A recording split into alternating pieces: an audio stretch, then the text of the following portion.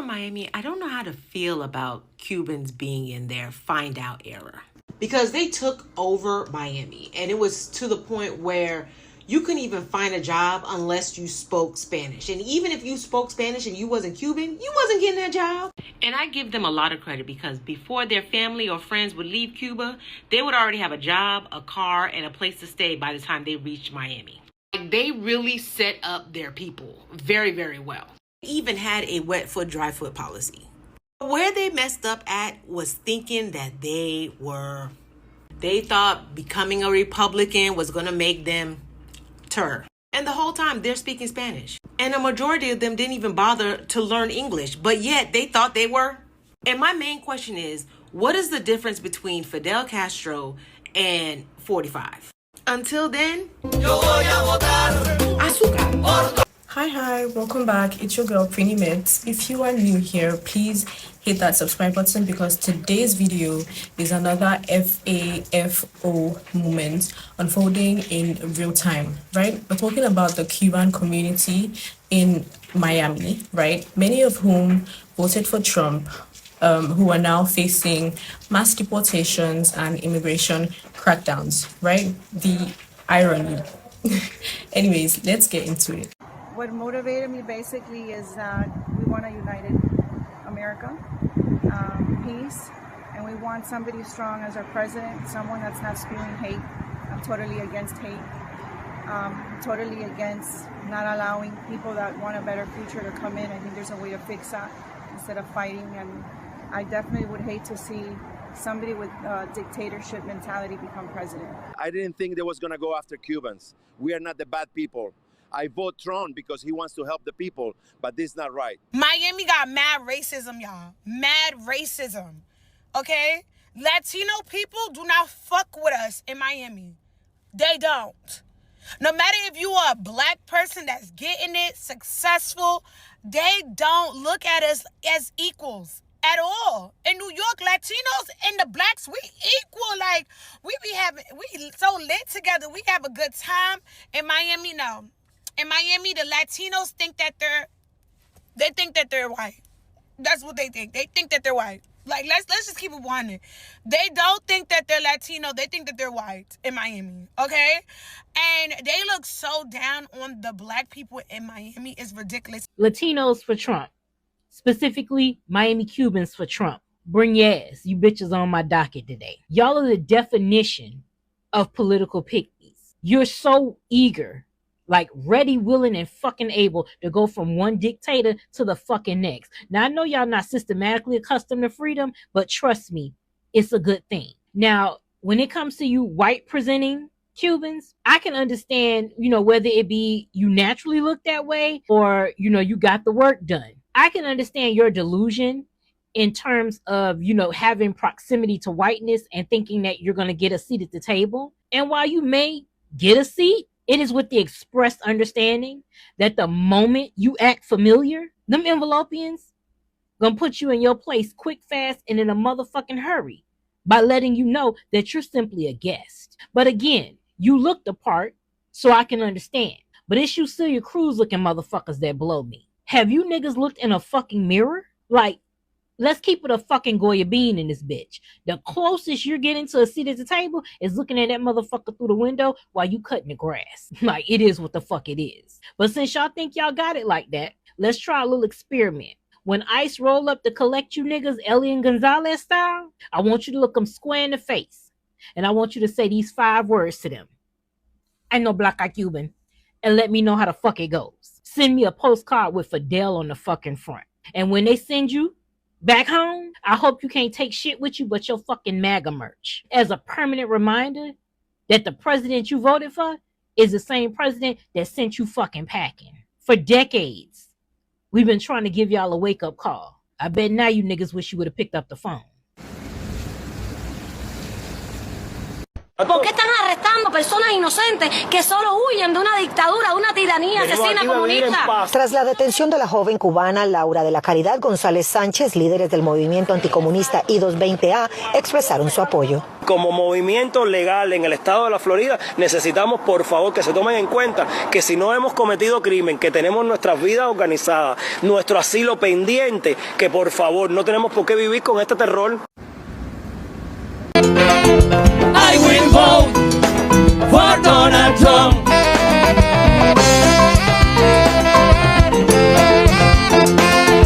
I will vote. Raise your hands, come on. For Donald Trump.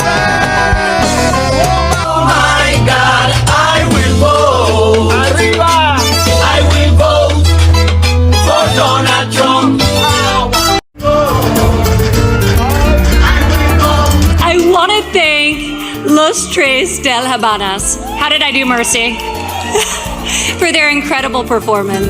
Nosotros lo hicimos porque nosotros queríamos. A mí nadie me pagó un centavo. A mí nadie me dijo que esto iba a ser beneficioso, ni siquiera que iba a Oh my God, I will vote. I will vote for Donald Trump.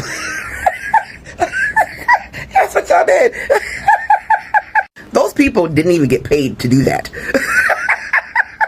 Crazy. The wordplay that the GOP specifically used in Florida, especially Miami, on Venezuelans and Cubans is unreal. They told you guys that they're only going after the criminals. You guys are the criminals. When you come to this country illegally, that's the crime. But what you do is you seek asylum because you're saying you're running away from a very bad government. But you still have to get here to seek asylum. And when you seek asylum, you give your name, where you're living, where you're working. That's how this works.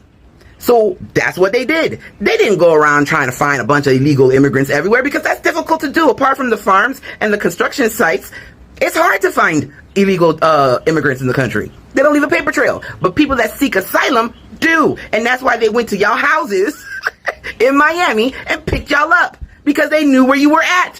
Your paperwork wasn't completed. But hey, I will vote for Donald Trump. You voted for your people to get deported because he don't give a shit what you look like. Y'all could look white, you can have the proximity to whiteness, but you are from Cuba and he don't give a shit. So thoughts and deportations. Oh my God, I will vote. I will vote for Donald Trump. Y'all stand 10 toes down in your vote. Don't start bitching now. So here's what's happening, right? A large number of Cuban voters in Miami helped secure support for Trump, believing his immigration policies wouldn't touch them, right? There's even talk that some of them saw themselves as white adjacent because of how much power and influence they've had in that area, right? Meanwhile, Black and brown people have always faced heavy racism in those same spaces.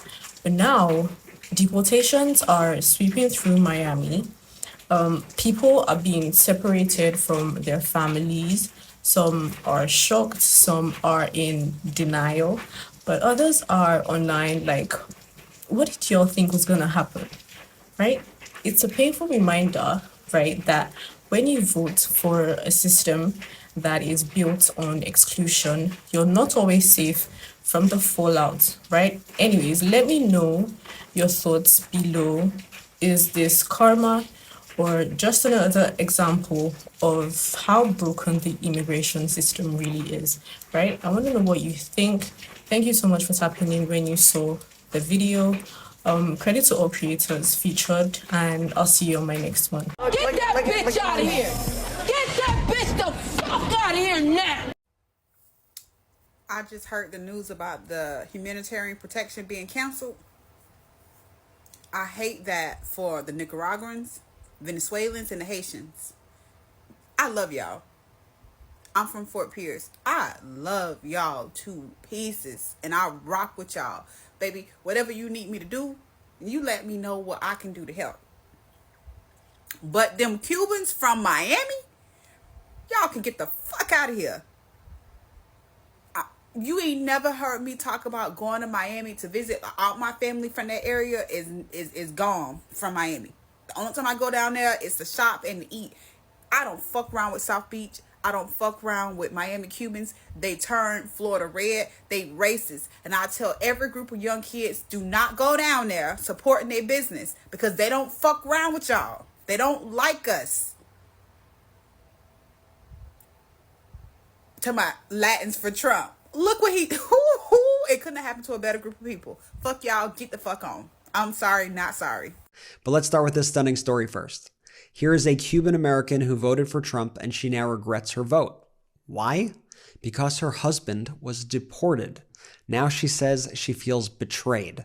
Listen to her speak about it, and just a heads up, this is a digital translation so our audience can understand what she's saying. But check this out. I feel completely betrayed, and I know that maybe they won't say it. Distressed, desperate, and disappointed. That's how this Cuban mother, Lilian Paez, says she feels after her husband was deported by the administration of President Trump, whom she voted for. I thought that maybe with the president's order, the ones who would leave would be the criminals, and those who had a clean record and so on would get an opportunity. I mean, this was exactly what we warned about before the election. Everyone thought Trump will view them as, quote, one of the good ones, and that he's only going after criminals. We knew that wasn't true then, we know it's not true now. The polls are already showing the shifts in the Latino community. Remember, this was a group that Trump made big inroads with. Well, now that support is fading quickly. This is the May 2025 poll from Ecky's research on Latinos, Trump, and immigration. It shows that Trump's approval rating is trending below his 2024 support. And get this, 15% of Latinos who voted for him in 2024 now disapprove of his performance in office. And of the former Biden voters who voted for Trump this time around, 51% of them now disapprove of his performance. All in all, just 36% of Latinos approve of Trump, with 60% disapproving, and Latino men are also shifting away from Trump.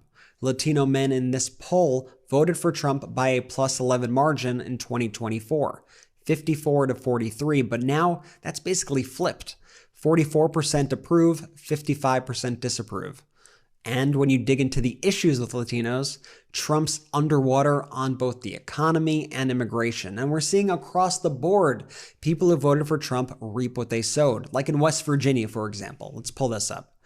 They voted for Trump in West Virginia 70% to 28.1%. Let me repeat that. 70% to 28.1%. But coal miners have now lost black lung screenings after Trump slashed the worker safety agency responsible for them, the National Institute for Occupational Safety and Health. Did you know that Cuban deportees, especially the ones that are political dissidents and the ones seeking asylum in the U.S., face a significant risk of torture when they come back to Cuba? So when we ask ourselves, when will Latinos for Trump open their eyes, specifically the Cuban ones? The answer is they never will. And there's no better example than the Cuban for Trump than El Funky. He's a Cuban rapper that's currently facing deportation and possible imprisonment in Cuba since his music helped fuel anti-government protests in Cuba. Someone that's been really silent about this case is self-hating Marco Rubio, a Cuban himself. It's a perfect illustration of how much Marco Rubio has changed up during the Trump presidency. Even just a year ago, I'm sure Marco Rubio would have been the loudest person about this case. It's also a crazy example of how much Trump has changed up about Cuban immigration policies. For decades, the U.S. has rolled out the red carpet for Cubans, despite Trump refusing to help these Cubans who have overwhelmingly voted for him. They are still very much pro-Trump, including the rapper El Funky. Talk about fucking around and never finding out. Breaking news, because this just happened a couple hours ago. The Supreme Court ruled, and it is going to allow Trump and his administration to strip the humanitarian parole of 500,000 people from 4 countries. A protection that was in place to keep them from being deported is being stripped, and it is going to result in at least 500,000 people being deported who come from 4 countries. Do you want to guess what one of those countries is? The very first one listed? Cuba. Donald Trump and his administration are revoking the protection of thousands of Cubans. Without that protection, those Cubans do not have legal asylum in the United States. And the Trump administration is going to deport thousands of Cubans and send them back to Cuba. They told you that Barack Obama was Fidel. They told you that Hillary Clinton was Fidel. They told you that Bernie Sanders was Fidel. They told you that Joe Biden was Fidel. They told you that Kamala Harris was Fidel. And you believed them. And now, Donald Trump, who needed your vote to get elected, is going to deport Cubans back to Cuba. Myself and others said this would happen, but I'm not here to say I told you so. I'm not here to celebrate this. My heart is broken. I'm a white boy, but I'm from Florida, and I have spent so much of my life around wonderful Cuban people. I have fallen in love with your food and your music and your culture.